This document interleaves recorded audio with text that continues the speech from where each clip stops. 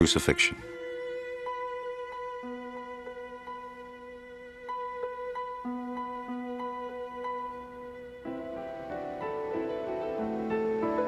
In the late 1970s, a group of scientists pressured the church to let them examine the shroud with the latest technology.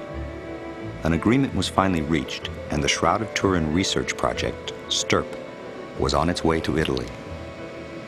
STURP was put together primarily with the purpose of examining the shroud to determine how the image was formed. But we had the big problem of never being able to see the thing we were to examine until we got there. It was like an expedition into an unknown part of the jungle.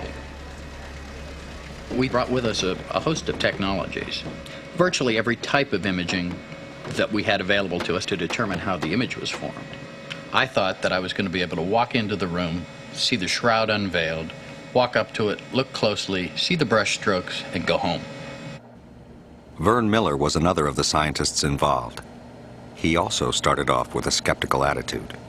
The first time I heard about the Shroud of Turin was from Barry Schwartz, which I thought was a fairy tale of some type.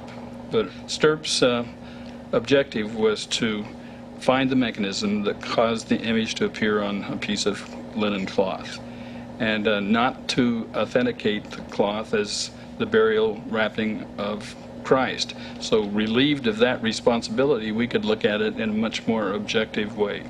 I didn't know what the shroud was at the time. I'd never heard of it to my knowledge. STURP member Don Lynn took time off from his regular job as director of JPL's digital imaging program for NASA. At the time, we were working on the Viking program, which was a soft lander on Mars. We basically had one day to set up the equipment, get it unpacked, set up, and calibrated. And that night, we were supposed to get the shroud around midnight. And of course, about 11 o'clock, a little early, very unusual, the shroud was brought down the hallway into the room.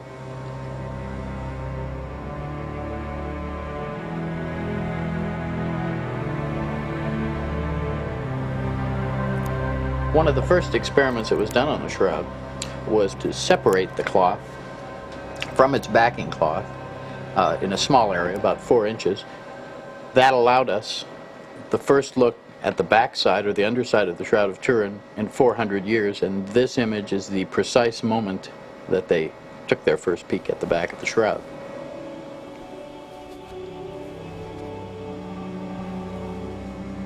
Then Professor Rigi of the Italian team inserted an endoscopic camera between the two claws.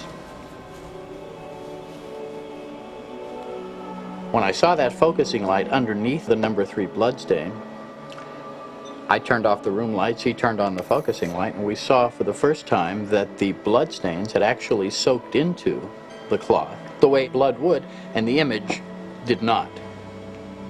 Right away, a significant discovery. When viewed from the front, both the image and the blood are seen clearly. But when light is shown through the back of the shroud, the blood is visible, but the image is not. That was something we didn't know until that moment, which meant the image could not be a painting, or we would have a density of paint on the shroud that would show in a transmitted light photograph. We were all anxious to find if the blood was real or not. When I first viewed the shroud during those tests, the blood did not look real to me. The blood looked quite red and fresh, other than something that was supposedly 2,000 years old.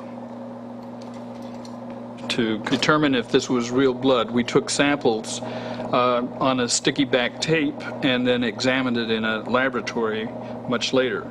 It was not until several months later that we determined that this was real blood.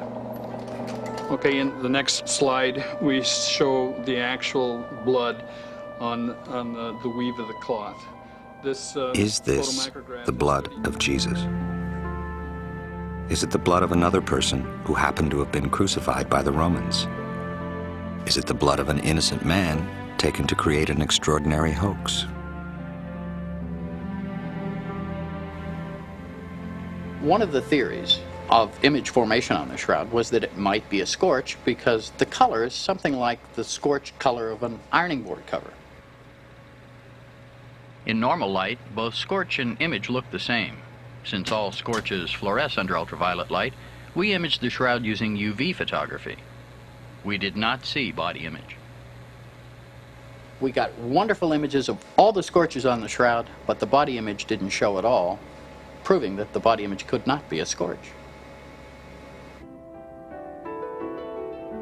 As to what might have caused the image, the scientists ruled out possibility after possibility.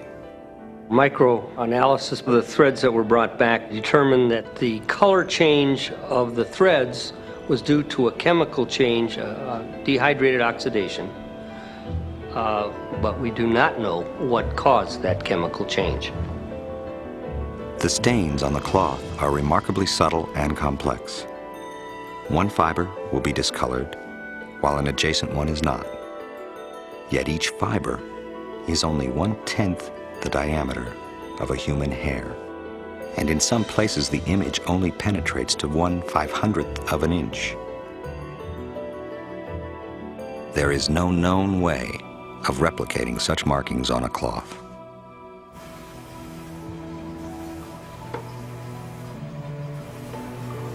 Most experts are now convinced that the image was not painted. In the search to understand how it was created, scientists placed it under a machine called the pt2 image analyzer, a unique device used by NASA to interpret photographs from space. If we place a perfectly normal young man's picture under the VP, Any two-dimensional image, such as a photograph or a painting, will not be read properly. The shape of the original object will appear distorted. the hair, which we know to be over the brow, is actually sunken because it's darker, whereas the face, the cheeks, are actually elevated because they're lighter. A photograph of the shroud should be distorted as well. But it isn't. When this image was seen for the first time, scientists were amazed. It was perhaps as dramatic a moment as when Segundo Pius saw the negative image of the shroud for the first time. We notice that the nose is above the cheeks and that the face is of the proper dimension. The beard and the hair. The VP8 analysis was a breakthrough, establishing that the image was formed while the cloth was draped over a three-dimensional object.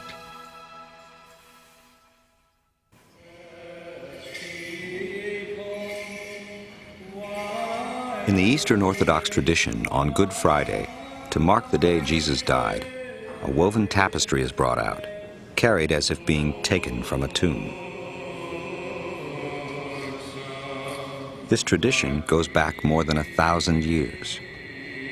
Each tapestry is different, yet each one bears the image of Jesus laid out on a burial cloth, the body banked with flowers. The similarity to the shroud is unmistakable. Many say that this tradition of placing flowers around an image of Jesus in his shroud goes back to the very beginnings of the Christian Church.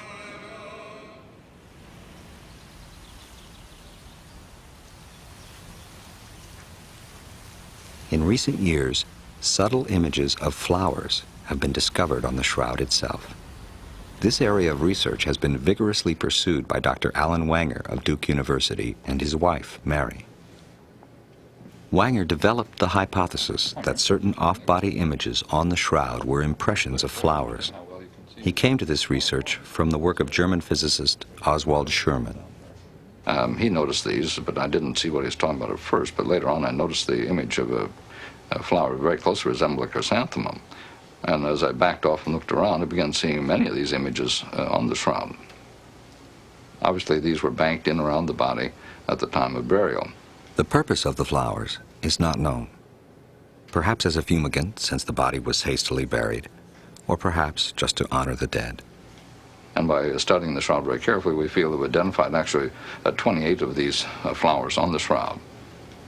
Wanger studied details on the shroud, comparing them with life-size photographs of the corresponding plants they resemble in the field. In addition, we were able to determine the flowering time of these, and all of these flowers bloom in either March